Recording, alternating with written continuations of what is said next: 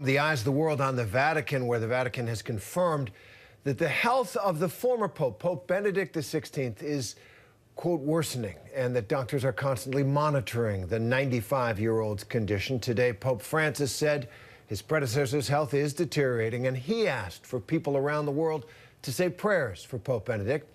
To discuss this, let's bring in ABC News papal contributor and professor of law and religion at George Mason University, Helen Alvare. Helen, thanks for being here. Pope Benedict has lived a long, long life. We know he's been frail. You can see it in the occasional pictures that pop up on Instagram and elsewhere. Do we know anything else about his condition at this hour?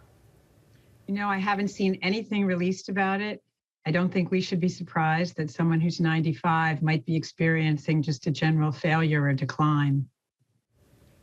And when Pope Benedict took that really stunning step of retiring from the papacy, the first to do so voluntarily, I think in like, what, 700, 800 years, he cited his declining health and, quote, lack of strength of mind and body due to his advanced age. That was almost 10 years ago now, back in 2013. The papacy was a heavy burden, and he retired to a monastery within the walls of the Vatican. What's he been doing since stepping down? How active has he been?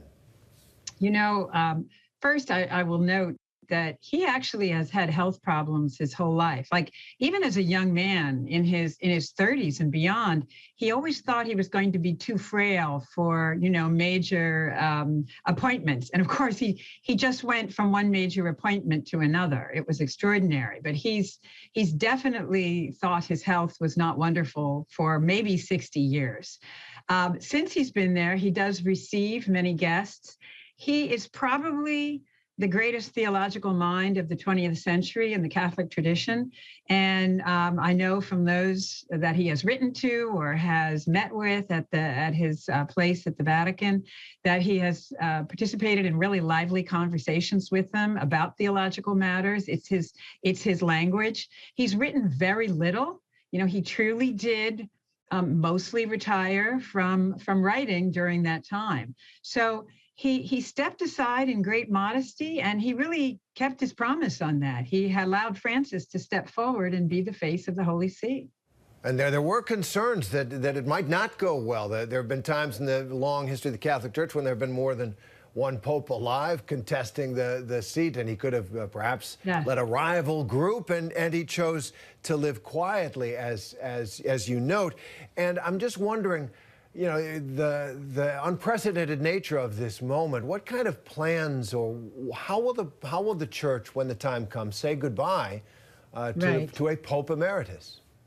You know, first, I think that people said their first goodbyes to him on that beautiful flight, which, you know, you broadcast on this network, in the helicopter away from St. Peter's.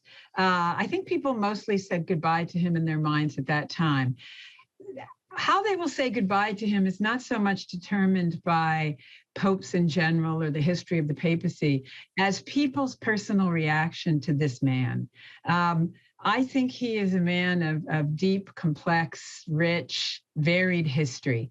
He's been caricatured. You may remember they called him, you know, God's Rottweiler when he was head of the Congregation for the Doctrine of the Faith, the chief doctrinal office at the Holy See. And yet the irony of that, of course, is he is the man who resisted going to that position until John Paul II insisted. He then tried to submit his resignation numerous times. John Paul II refused. I mean, here's the man who did not want to be the head of the most powerful doctrinal office in the church.